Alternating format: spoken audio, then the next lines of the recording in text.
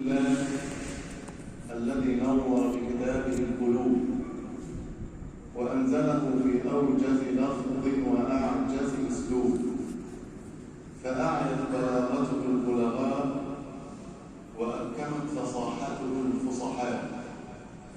وأشهد أن لا إله إلا الله وحده لا شريك له، وأشهد أن محمدا عبده ورسوله صلى الله عليه وسلم عليه الصلاة والسلام.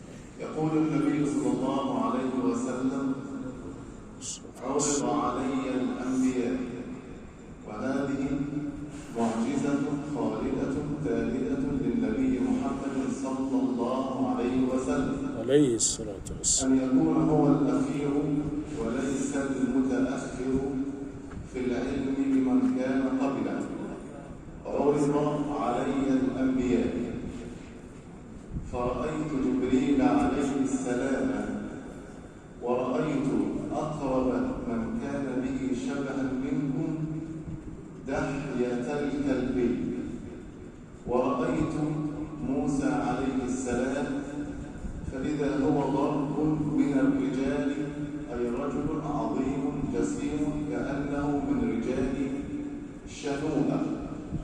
ورأيت إبراهيم عليه السلام كأنه صاحبكم يعني نفسه. ثم يقول: ونظرت إلى إبراهيم فلا أنظر إلى إرب من آراب، أي كل مفصل من مفاصل إبراهيم عليه السلام، إلا ونظرت إليه كأنه مني يعني صاحبه. إبراهيم عليه السلام هو إمام الأنبياء ووالد الحنفاء. نحفظ جميعا قصته عن ظهر قلب. هذا النبي الكريم الرحيم الشفيق الرفيق قال الله تبارك وتعالى عنه: وإبراهيم الذي وفى. قال العلماء في تفسير هذه الآية: أي أتم إبلاغ رسالة الله تبارك وتعالى على الوجه الأكمل الذي كلفه الله تبارك وتعالى عنه.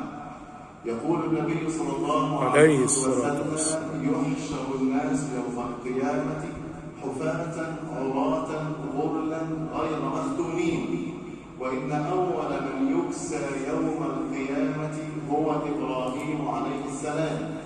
فقال العلماء في تفسير هذا الحديث أن الذي يكسى أول ما يكسى يوم القيامة هو إبراهيم عليه السلام، لأنه أول من تعرى لله، أول من تعرى في الله عندما أدخل في النار، إلى آخر الأحاديث والآيات التي تدل على فضل إبراهيم عليه السلام.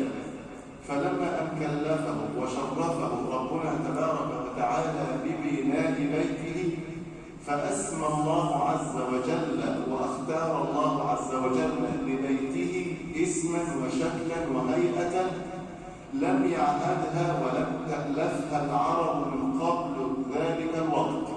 فكانت كل بنايات العرب في بيوتهم ودورهم على هيئة مستديرة، فأراد الله عز وجل أن يميز هذا البيت عن غيره، فأمر إبراهيم أن يبنيه هذا البناء المكعب.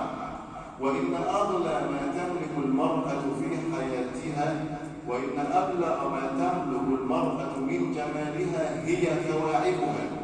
فقال الله تبارك وتعالى في صفات نساء الجنة: وكواعب أترابا. فلما أن سمي هذا البيت بهذا الاسم لأنه كان بارزا غير بنايات العرب، فسميت الكعبة لبروزها وظهورها بهذا الشكل الذي نعرفه. فقال الله تبارك وتعالى: جعل الله الكعبة البيت الحرام.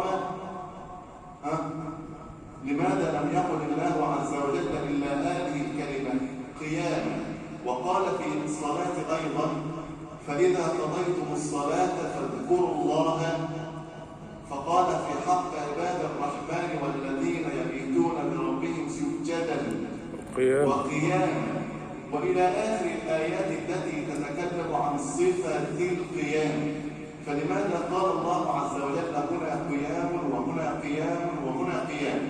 الإجابة أنك لن تكون لك قائمة إلا بالقيام والامتثال بين يدي الله عز وجل، ولن تكون لهذه قائمة حتى تكون قائمة على أمر الله عز وجل.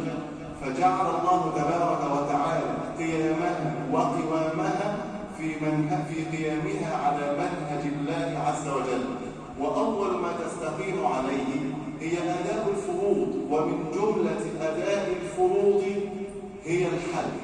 فمن عجز عن الحج ومن عجز عن الوقوف بين يدي الله تبارك وتعالى بعرفة فليقم لله تبارك وتعالى بحقه الذي عرفه. ومن عجز عن المبيت بمنى أو المبيت بمزدلفة فليقم بين يدي الله عز وجل الذي قربه وأزلفه. هذه كلها وقفات بين يدي الله عز وجل. وهنا لمحة، هنا صيام وهناك صيام في عاشوراء. فلماذا فضل الله عز وجل هذا الصيام على غيره؟ أولا لأن موسى عليه السلام هو نبي ومحمد صلى الله عليه وسلم نبي، وهذا اليوم خاص بهذه الأمة، واليوم يوم عاشوراء خاص باليهود عليهم من الله تبارك وتعالى ما يستحقون.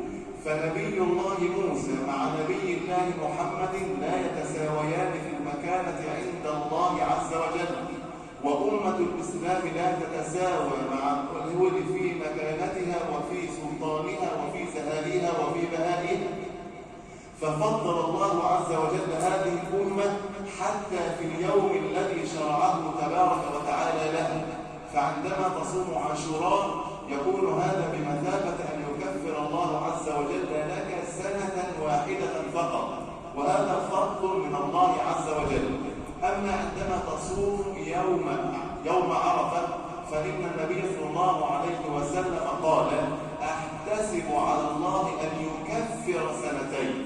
هنا تظهر قيمة هذه الأمة، أن الله عندما أراد لها قصرا في أعمالها وقلة في أعمالها فإن الله تبارك وتعالى قد حباها وأعطاها ما لم يعط أمة غيرها.